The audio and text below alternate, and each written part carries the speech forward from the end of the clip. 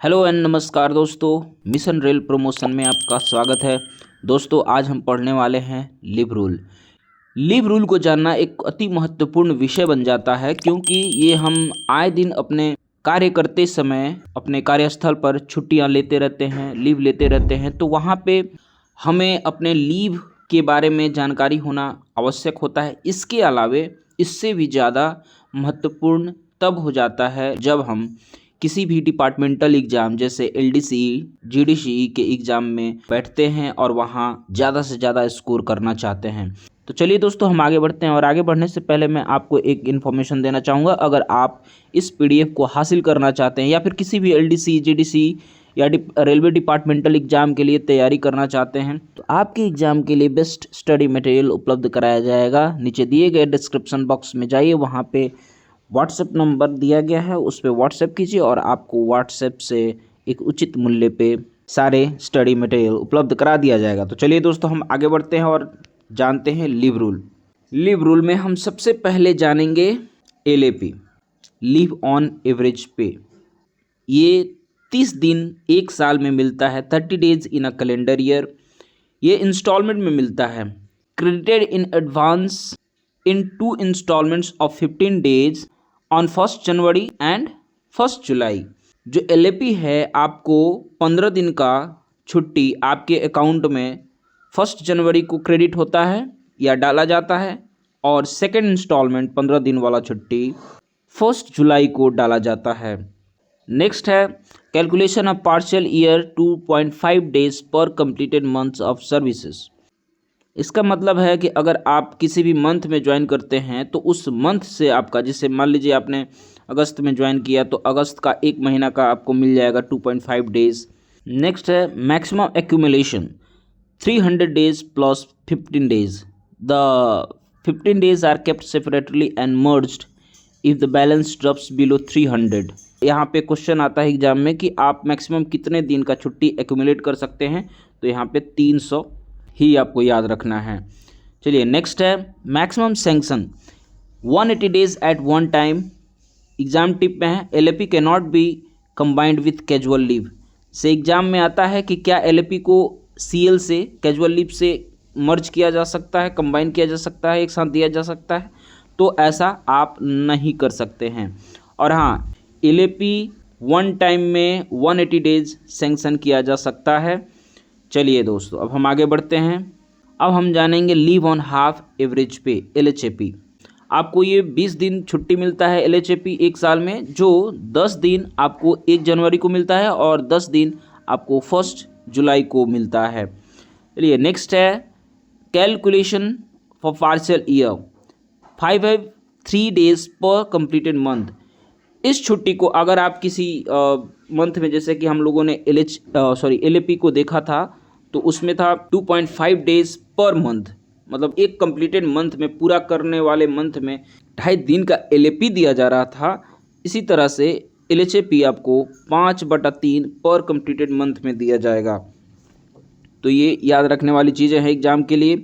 Maximum accumulation unlimited, ये भी question आता है कि आप एलएचएपी को कितना दिन एक बार में एक्वायर कर सकते हैं, तो इसमें है आप अनलिमिटेड, इसमें कोई लिमिट नहीं है। लेकिन एलएपी के लिए कितना है 300 डेज, और LHAP unlimited. Okay, salary half of the average pay. इसमें अगर इस छुट्टी को देते हैं तो आपको सैलरी जब दिया जाएगा तो आधा दिया जाएगा। चलिए दोस्तों फिर हम नेक्स्ट देखते हैं commuted leave definition.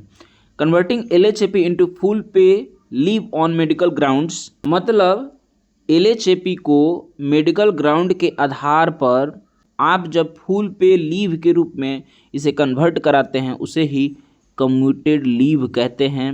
Debit 2 days of LHAP are deducted for 1 day of commuted leave.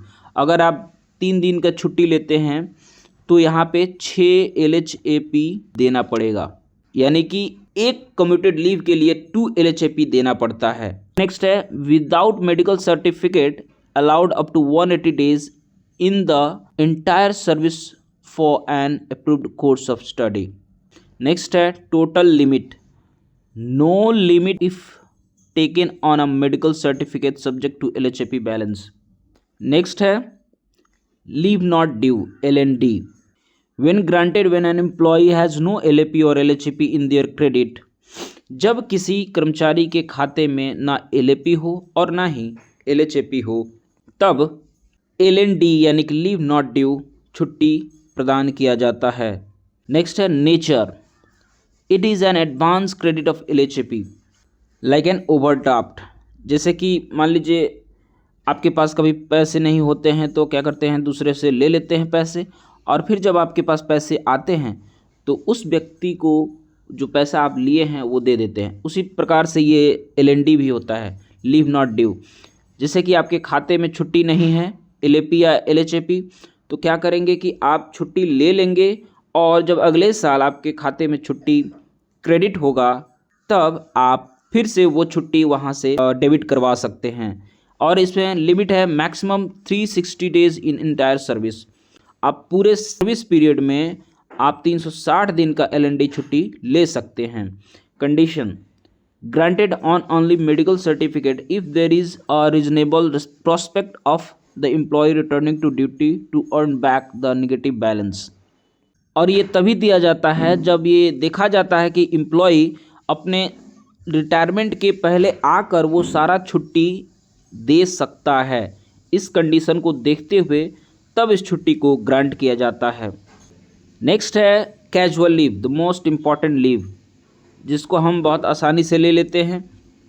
जो ओपन लाइन स्टाफ है उनको 10 दिन पर ईयर का छुट्टी दिया जाता है, और ऑफिस स्टाफ हैं जो ऑफिस में काम करते हैं या फिर किसी वर्कशॉप में काम करते हैं उनको 8 डेज पर ईयर मिलता है।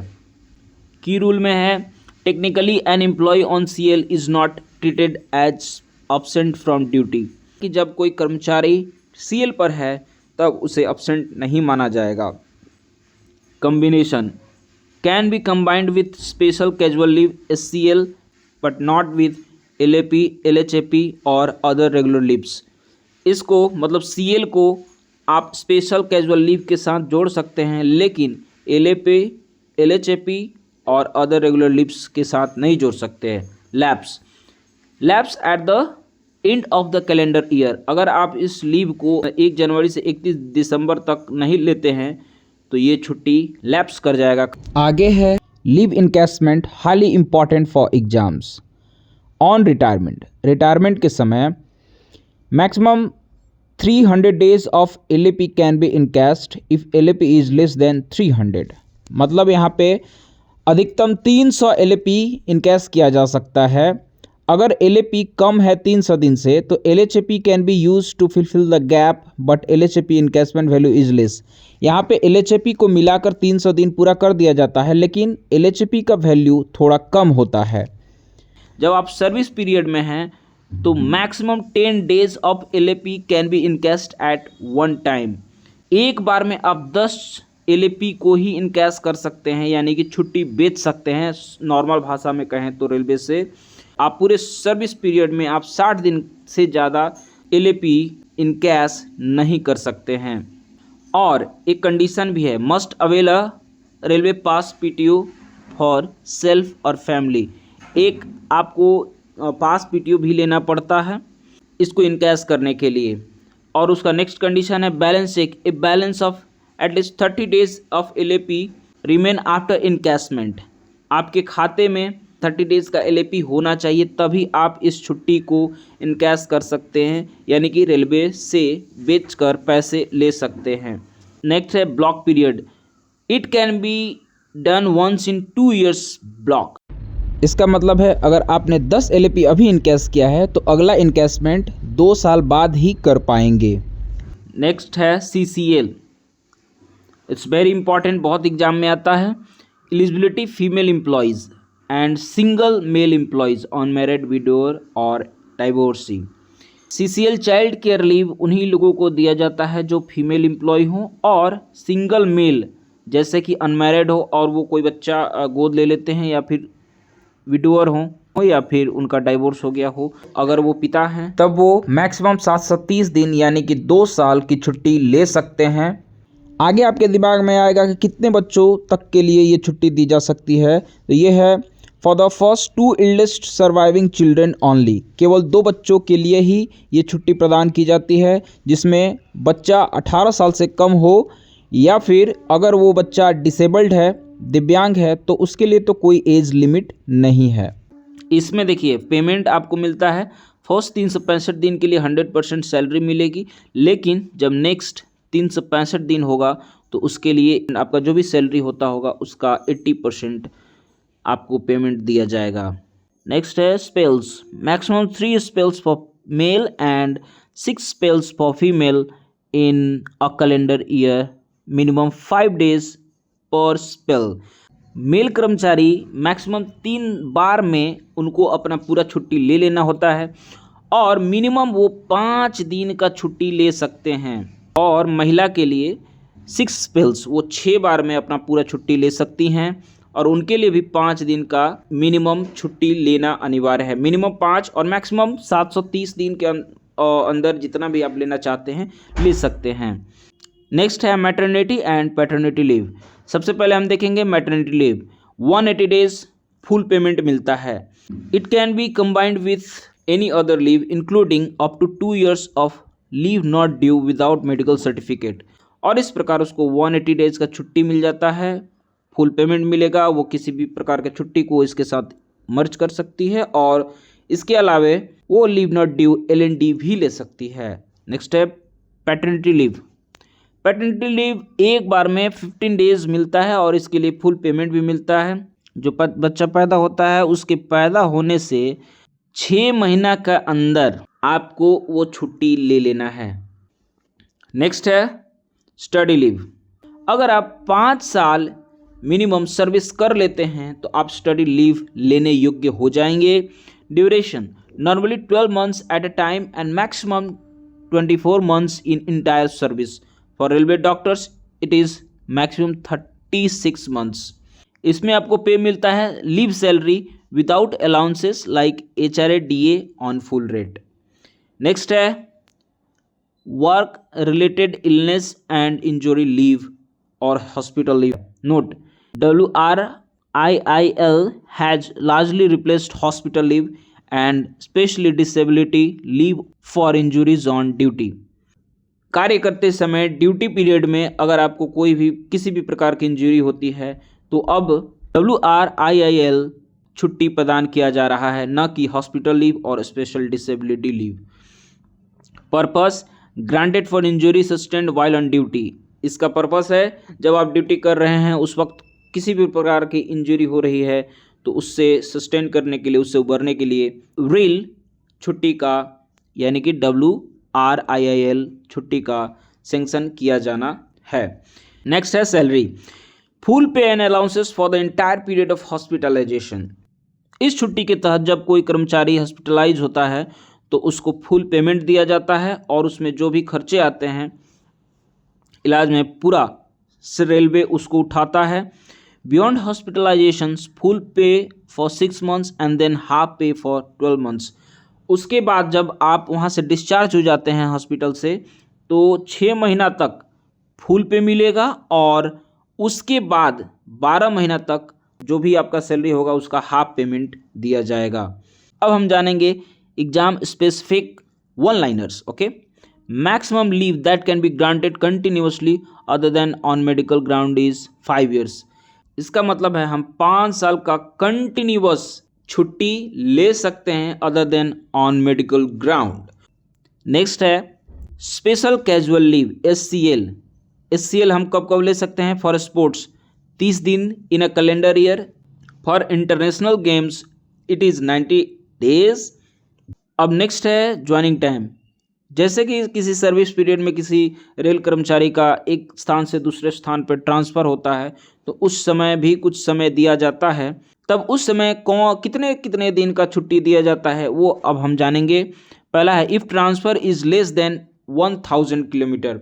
अगर किसी कर्मचारी का 1000 किलोमीटर से कम की दूरी पर ट्रांसफ़र होता है तो उसे 10 दिन की छुट्टी दिया जाएगा, और जब उसका 1000 किलोमीटर से ज़्यादा और 2000 किलोमीटर से कम की दूरी हो तो वहाँ पे 12 दिन की छुट्टी दी जाएगी, और जब वो 2000 किलोमीटर की दूरी से ज़्यादा उसका ट्रांसफ़र किया जाता है तब वहाँ उसको 15 दिन की छुट्टी दी जाएगी। अगर वो कर्मचारी हवाई यात्रा करता है तब वहाँ पे उसको 12 दिन की छुट्टी दी जाएगी। नेक्स्ट है परिवार नियोजन के लिए छुट्टी। ठीक है, जब पुरुष रेल कर्मचारी हो, ओके, तो स्वयं नसबंदी कराएगा तो उसको 6 दिन की छुट्टी दी जाएगी। और जब वो अपनी पत्नी का ट्यूबेकोटोमी कराएगा, ये भी एक प्रकार का नसबंदी है। जो महिला में होता है वो ट्यूबेकोटोमी होता है और पुरुष में नसबंदी होता है। तो जब अपनी पत्नी का ट्यूबेकोटोमी कराएगा तो वहाँ पे 7 दिन की छुट्टी दी जाएगी।